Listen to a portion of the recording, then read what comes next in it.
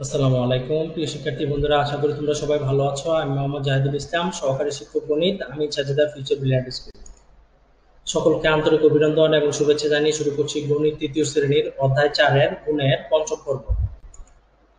তোমাদের পাঠ্য বইয়ের অধ্যায় 4-এর 4.5-এর 6 নম্বর অঙ্কে দেওয়া আছে, এক দিস্তা কাগজে 24 তা থাকে, 12 দিস্তায় কত তা থাকবে।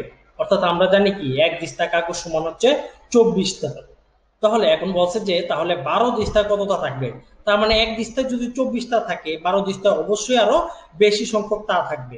তার মানে এখানে আমরা বুঝতেই পারছি আমাদের কি করতে হবে, গুণ করতে হবে। তাহলে দেখো সমাধানে আমরা লিখেছি যে এক দিস্তা কাগজে থাকে কত, 24টা। সুতরাং 12 দিস্তা কাগজে কি আরো বেশি, তার মানে আমরা গুণ করব। তার মানে আমরা লিখবো যে 24 গুণ 12 তা। তাহলে দেখো এখন আমরা কি করব, 24-এর সাথে 12 এই গুণ অঙ্কটি আমরা এখানে ডান পাশে দেখিয়ে দিয়েছি। তাহলে দেখো আমরা কি করব, এখন আমরা এই যে 24-কে আমরা 12-এর 2 দিয়ে প্রথমে গুণ করব। অর্থাৎ 2 দিয়ে প্রথমে 4-কে গুণ দিব, 4 দুগুণে 8, তারপর 2 দিয়ে 2-কে গুণ দিব, 2 দুগুণে 4। তারপর আমরা দশক স্থানীয় অঙ্কের জন্য ডান পাশে একটি শূন্য বসিয়ে এক ঘর পেছাবো, পিছিয়ে আবার 1 দিয়ে আমরা প্রথমে 4-কে গুণ দিব, 4 একে 4, তারপর 1 দিয়ে 2-কে গুণ দিব, 2 একে 2। তারপর এখন আমরা কি করব, দাগ টেনে এখন আমরা যোগ করব। অর্থাৎ 8 এর সাথে প্রথমে শূন্য যোগ করলে হয় কত, 8। এখানে শূন্যটি দেওয়া নেই, যে খালি জায়গাটি তোমরা দেখতে পাচ্ছ ডান পাশে, এখানে একটি শূন্য বসিয়ে নেবে। অর্থাৎ 8 বরাবর ঠিক নিচে একটি শূন্য বসিয়ে নেবে। তাহলে 8 এর সাথে শূন্য যোগ করলে হয় 8, তারপর 4 এর সাথে 4 যোগ করলে হয় 8, তারপর 2 এর 2। তার মানে আমরা পেয়ে গেলাম যে 12 দিস্তায় কতটা থাকবে, 12 দিস্তায় হচ্ছে টোটাল 288 টা থাকবে। তার মানে আমরা এখানে তোমরা অবশ্যই উত্তর লিখবে যে উত্তর 288 টা।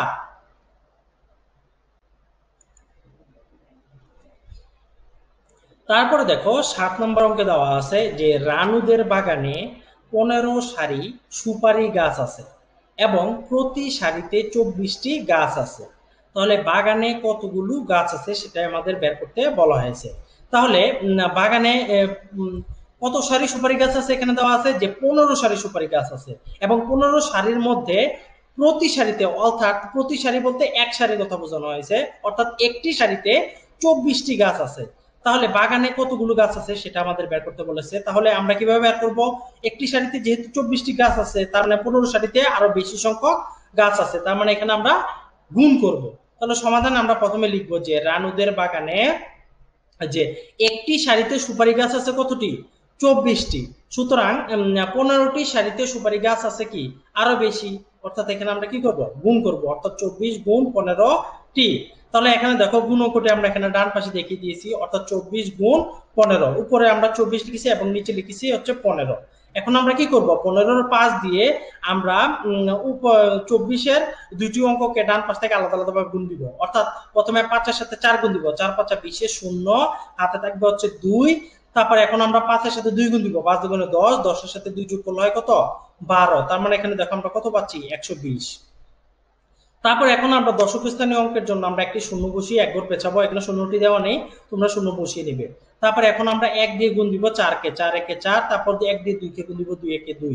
তারপর এখন আমরা দাগ টেনে এখন আমরা যোগ করব, শূন্যর সাথে শূন্য যোগ করলে শূন্য, তারপর 4-এর সাথে 2 যোগ করলে হয় 6, তারপর 2-এর সাথে 1 যোগ করলে হয় 3। তার মানে এখানে আমরা কত পাচ্ছি, 360। তার মানে আমরা বলতে পারি যে সুতরাং বাগানে 360টি সুপারি গাছ আছে। তার মানে উত্তর লিখবে যে উত্তর 360টি।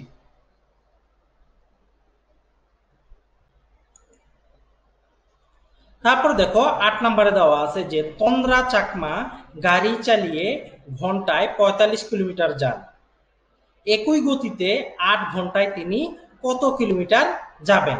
অর্থাৎ তোমরা এখানে প্রশ্নটা একটু ভালোভাবে বুঝে নাও যে তন্দ্রা চাকমা গাড়ি চালিয়ে কি করে ঘন্টায়, এখানে ঘন্টায় বলতে কি বোঝানো হয়েছে, 1 ঘন্টায়। অর্থাৎ প্রতি ঘন্টায় বা 1 ঘন্টায় 45 কিলোমিটার যান। তাহলে 1 ঘন্টায় যদি তিনি 45 কিলোমিটার যান, তাহলে বলছে যে 8 ঘন্টায় তিনি কত কিলোমিটার যাবেন, সেটা আমাদের বের করতে বলেছে। তার মানে 8 ঘন্টায় কি হবে, অবশ্যই আরো বেশি কিলোমিটার যাবেন। তার মানে এখানেও আমরা বুঝতে পারছি কি করতে হবে, আমাদের এখানেও আমাদের গুণ করতে হবে। তাহলে সমাধানে দেখো শুরুতে আমরা লিখেছি যে তন্দ্রা চাকমা 1 ঘন্টায় গাড়ি চালিয়ে যান কত, 45 কিলোমিটার। সুতরাং এখন 8 ঘন্টায় গাড়ি চালিয়ে যাবেন কত, আরো বেশি। অর্থাৎ এখানে আমরা কি করব, গুণ করব। অর্থাৎ 45 গুণ 8 কিলোমিটার। তাহলে এখন আমরা গুণ করে দেখো কত পাচ্ছি। এখানে আমরা যদি পাশাপাশি গুণ দিই, প্রথমে 5 এর সাথে 8 গুণ দিব, 5 8 40 শূন্য। আমরা এখানে সমান চিহ্ন পরে এখানে ডান পাশে আমরা শূন্য বসাবো, বসিয়ে হাতে থাকবে কত 4। তারপর এখন আমরা 4 এর সাথে 8 গুণ দিব, 4 8 32, 32 এর সাথে 4 যোগ করলে হয় কত 36। তার মানে এখানে আমরা কত পাচ্ছি দেখো 360 কিলোমিটার। সুতরাং আমরা লিখবো যে সুতরাং 8 ঘন্টায় তিনি 360 কিলোমিটার যাবেন। উত্তর হচ্ছে কত 360 কিলোমিটার। তারপরে দেখো 9 নাম্বার অঙ্কে দেওয়া আছে যে 100 পয়সায় 1 টাকা হয়, তাহলে 10 টাকায় কত পয়সা হবে। তাহলে 100 পয়সায় যদি 1 টাকা হয়, অর্থাৎ 1 টাকা সমান হচ্ছে 100 পয়সা, তাহলে মানে 10 টাকা সমান কি হবে, আরো বেশি পয়সা হবে। তার মানে এখানেও আমাদের কি করতে হবে, গুণ করতে হবে। তাহলে দেখো সমাধানের শুরুতে আমরা লিখেছি যে আমরা জানি কি যে 1 টাকা সমান হচ্ছে কি 100 পয়সা। এটা অবশ্য প্রশ্নেই তোমাদের দেওয়া আছে যে 1 টাকা সমান হচ্ছে 100 পয়সা। সুতরাং 10 টাকা সমান কি হবে, আরো বেশি হবে, অর্থাৎ আমরা গুণ করব 100 গুণ 10 পয়সা। এবং তোমরা চাইলে এখানে শর্টকাট গুণ করতে পারো, অর্থাৎ শূন্যর ক্ষেত্রে গুণগুলো অনেক ইজি। আমরা জানি যে শূন্যর ক্ষেত্রে কি করবে তোমরা, শূন্য যেহেতু 100 শূন্যযুক্ত সংখ্যা এবং 10 শূন্যযুক্ত সংখ্যা, এক্ষেত্রে তোমরা শূন্যগুলো বাদ দিয়ে সংখ্যাগুলোকে গুণ দিবে, অর্থাৎ 1 এর সাথে 1 গুণ দিবে, 1 1 1। তারপর এখানে আমরা দেখতে পাচ্ছি কয়টি শূন্য আছে, 1 2 3, 3টি শূন্য। তাহলে আমরা একের পরে 3টি শূন্য বসিয়ে দিব, অর্থাৎ 1000 পয়সা। তার মানে আমরা পেয়ে গেলাম কি 10 টাকায় কত পয়সা হবে, 1000 পয়সা হবে।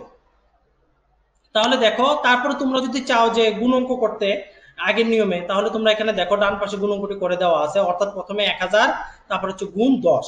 তাহলে এখন দেখো আমরা জানি কি শূন্যর সাথে শূন্য গুণ দিলে শূন্যই হয়, তাহলে শূন্য শূন্য লিখবো, তারপর শূন্যর সাথে শূন্য গুণ দিলে শূন্য, আবার শূন্যর সাথে শূন্য গুণ দিলে শূন্য, আবার শূন্যর সাথে 1 গুণ দিলে শূন্য। এখানে একটি শূন্য কম দেওয়া হয়েছে, তোমরা আরেকটি শূন্য দিবে, অর্থাৎ টোটাল 4টি শূন্য হবে। তারপরে এখন আমরা কি করবো, এখন আমরা দশক স্থানীয় অঙ্কের জন্য একটি শূন্য বসিয়ে 1 ঘর পেছাবো। তাহলে শূন্য দিয়ে এবার হচ্ছে আমরা 1 দিয়ে শূন্যকে গুণ দিব, 1 0 0, তারপর আবার 1 0 0, তারপর আবার 1 0 0, তারপর 1 1 1।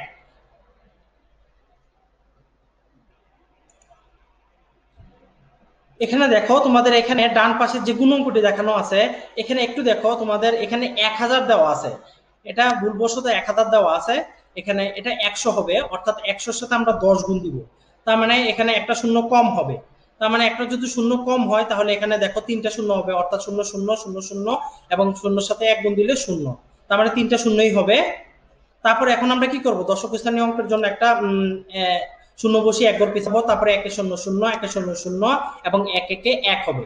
তারপর এখন আমরা যোগ করব যে শূন্যর সাথে শূন্য যোগ করলে শূন্য, শূন্যর সাথে শূন্য যোগ করলে শূন্য, তারপর শূন্যর সাথে শূন্য যোগ করলে শূন্য, তারপর 1 এর 1। তার মানে এখানে কত পাচ্ছি আমরা 1000। তার মানে 10 টাকায় কত পয়সা হবে, 1000 পয়সা হবে। আমি আবারও বলছি, তোমরা এখানে দেখো ডান পাশে যে আমরা গুণ অঙ্কটি দেখিয়েছি, এখানে 1000 গুণ 10 দেওয়া আছে। এটা 1000 হবে না, এটা হবে হচ্ছে কত 100, অর্থাৎ 100 গুণ 10 হবে, এবং 100 সাথে 10 গুণ দিলেই কিন্তু 1000 হবে। আশা করি তোমরা প্রশ্নের অঙ্কগুলো খুব ভালোভাবে বুঝতে পেরেছো। আজ তাহলে এ পর্যন্ত বন্ধুরা, পরবর্তী ভিডিও দেখার আমন্ত্রণ জানিয়ে আজকের মতো এখানে বিদায় নিচ্ছি। ধন্যবাদ সবাইকে।